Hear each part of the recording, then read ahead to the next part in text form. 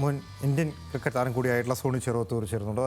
Sony, ഒരു ആധികാരിക വിജയം നമ്മൾ നേടിയിരിക്കുകയാണ്. സ്വാഭാവികമായിട്ടും ആശിച്ചൊരു വിജയം മാത്രമല്ല, ഒരുപാട് വിമർശനങ്ങൾക്കുള്ള മറുപടി കൂടിയാണ് ഈ വിജയം നമ്മൾ പറയേണ്ടി വരുമല്ലേ?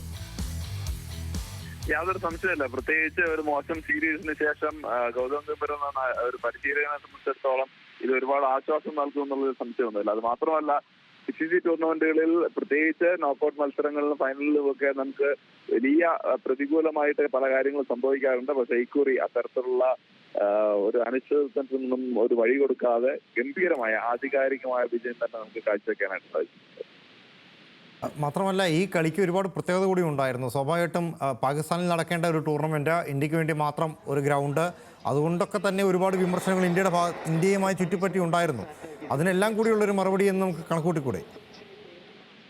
യാതൊരു സംശയമില്ല. ടീം ഇന്ത്യ ലോക ക്രിക്കറ്റിൽ ഏറ്റവും ശക്തരായ ടീമാണെന്നുള്ളതിൽ അത് ഏത് സാഹചര്യങ്ങളിലും നമ്മൾ ശക്തരായ ടീം തന്നെയാണ്. പക്ഷെ ദുബായിലേക്ക് മത്സരം എത്തുന്ന സമയത്ത് നമ്മുടെ ടീമിന് അല്പം അനുകൂലമുള്ള സാഹചര്യം, ഒരു 4 സ്പിന്നർമാരെ കളിപ്പിക്കുക എന്നുള്ളത് എപ്പോഴും സാധിക്കുന്ന കാര്യമല്ല.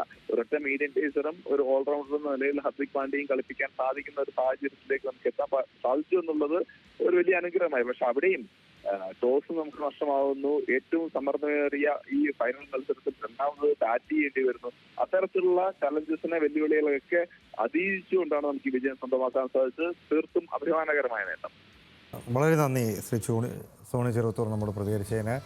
അഭിമാനകരമായൊരു നേട്ടം എന്ന് തന്നെ അദ്ദേഹം പറയുന്ന പോലെ തന്നെ അടിവരയിടേണ്ട ഒന്ന് തന്നെയാണ്. അഭിമാനകരമായൊരു നേട്ടം തന്നെയാണ്.